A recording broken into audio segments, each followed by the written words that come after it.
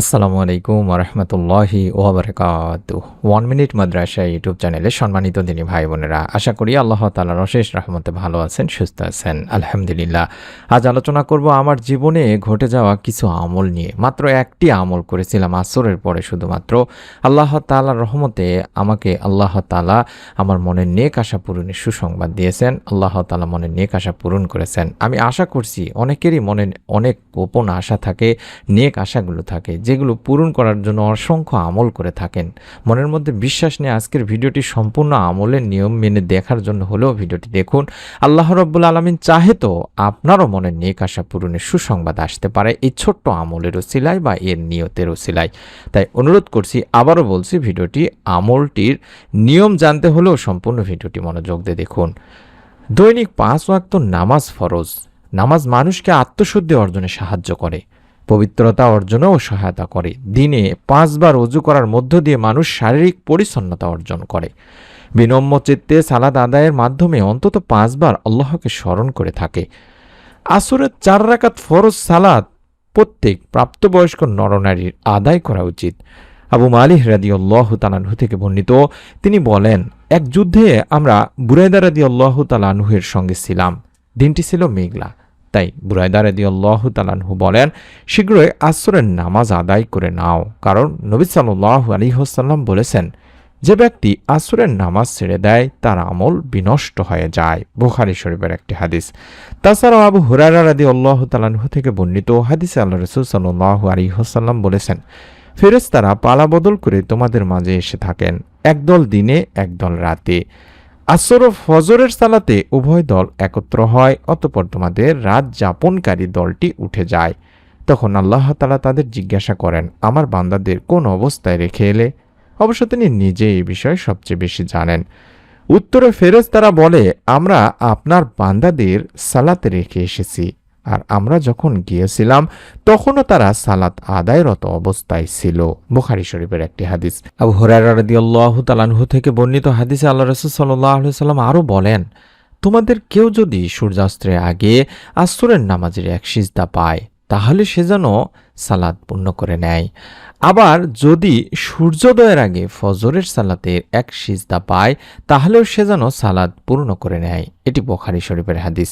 তাই আমরা চেষ্টা করব দিনী ভাই বোনেরা, এই গুরুত্বপূর্ণ সময়টিতে, যে সময়ের আমল আল্লাহ তাআলার কাছে ফেরেশতারা বলছেন যে আমরা আপনার বান্দাদেরকে নামাজরত দেখেছি, বান্দার আমল আল্লাহ তাআলার কাছে পৌঁছানো হয়, এই সময়টিতে আমরা আমলটি করব। তাছাড়া আমরা জানি আসর থেকে শুরু করে মাগরিবের আগ পর্যন্ত, সূর্য ডোবার আগ পর্যন্ত এই সময়টিতে রব্বুল আলামিন আল্লাহ তাআলা বান্দার দোয়া কবুল করে থাকেন। তাই এই সময়টি আমরা মনের নেক আশা পূরণের জন্য বেছে নিব। মানুষ অনেক সময় এমন কিছু কাজের মুখোমুখি হয় বা সম্মুখীন হয়, তখন তার সম্পাদনে সে কোনো উপায় বের করতে পারেন না। সে সময়ে মানুষের পিঠ দেয়ালে ঠেকে যায়। সেই সময়টিতে নিজেদের কার্যসিদ্ধির উদ্দেশ্যে মনের প্রত্যাশা পূরণে আল্লাহর শরণাপন্ন হওয়া ছাড়া বিকল্প কোনো উপায় থাকে না। এমনই একটি আমলের কথা তুলে ধরেছেন প্রিয় নবী সাল্লাল্লাহু আলাইহি ওয়াসাল্লাম। তাই সেই আমলটি আমি আপনাদের সামনে তুলে ধরছি দিনী ভাই বোনেরা। মনের একান্ত আশা প্রত্যাশা পূরণে কোনো মানুষেরই প্রবল আগ্রহ কিংবা চেষ্টার কোনো কমতি থাকে না। সে কারণেই নিজেদের চাওয়া পাওয়ার পরিপূর্ণতায় নানাবিধ চেষ্টা সাধনা করে থাকে মানুষ। কোনোভাবে যখন কোনো কিছু হয় না, তখন তারা ফিরে আসে ধর্মের দিকে কিংবা ইসলামিক স্কলারদের শরণাপন্ন হয়। অথচ মনে আশা পূরণে হাদিসে পাকে প্রিয় নবী সাল্লাল্লাহু আলাইহি ওয়াসাল্লাম ইসমে আজমের কার্যকরী দিক নির্দেশনার কথা উল্লেখ করেছেন। জি দিনী ভাই বোনেরা, ইসমে আজমের আমলই আমাদেরকে করতে হবে। ইসমে আজম হলো আল্লাহর মহান নাম। এই ইসমে আজমের আমলের মাধ্যমে আল্লাহ তাআলার কাছে কোনো কিছু চাওয়া হলে মহান আল্লাহ তাআলা তা পূরণ করেন। সুবহানাল্লাহ। এই মহান নামের মাধ্যমে আল্লাহকে স্মরণ করলে, ডাকলে তিনি বান্দার সে ডাকে সাড়া দেন। সুবহানাল্লাহ, সুবহানাল্লাহ। এই ইসমে আজমের আমলটি আমি আপনাদেরকে শিখিয়ে দিচ্ছি। এই ইসমে আজম সম্পর্কে নবী সাল্লাল্লাহু আলাইহি ওয়াসাল্লাম থেকে নির্দিষ্ট করে হাদিসের কিছু বিশেষ বাক্যের দিক নির্দেশনা পাওয়া যায়।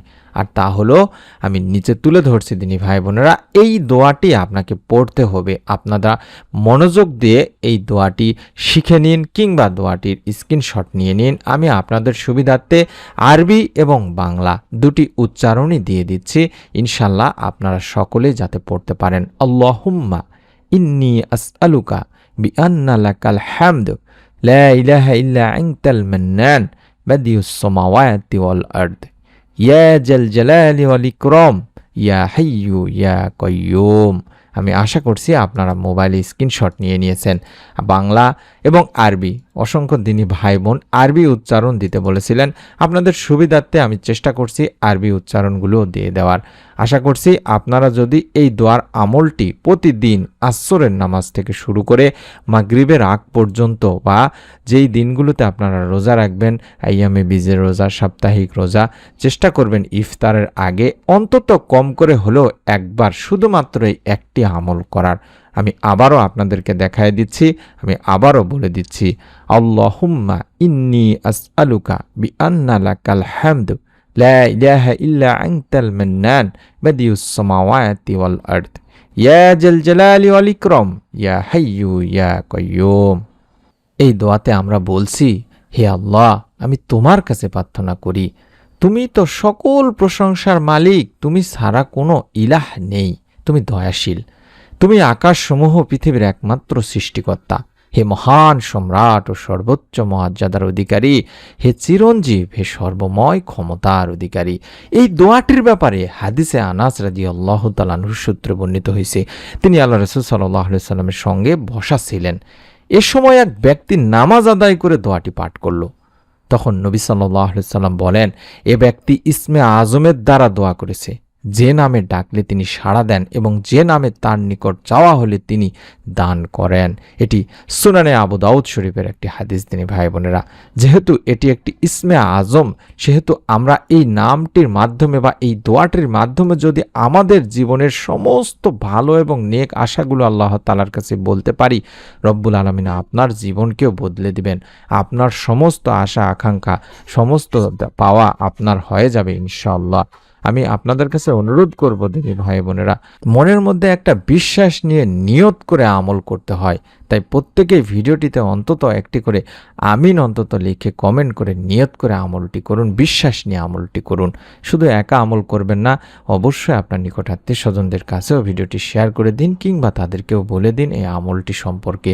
আল্লাহ তাআলার কাছে আমরাও দোয়া করি, আল্লাহ তাআলা যেন আপনাদের সকলের মনের নেক আশা এই ছোট্ট আমলের ওসিলায় পূরণ করেই দেন, আমিন। নতুন ভিডিও পাওয়ার জন্য যেভাবে সাবস্ক্রাইব করা দেখাচ্ছি সেভাবে সাবস্ক্রাইব করে বেল বাটনটি অন করে রেখে দিন। সকলে ভালো থাকুন, সুস্থ থাকুন। আসসালামু আলাইকুম ওয়া রাহমাতুল্লাহি ওয়া বারাকাতুহু।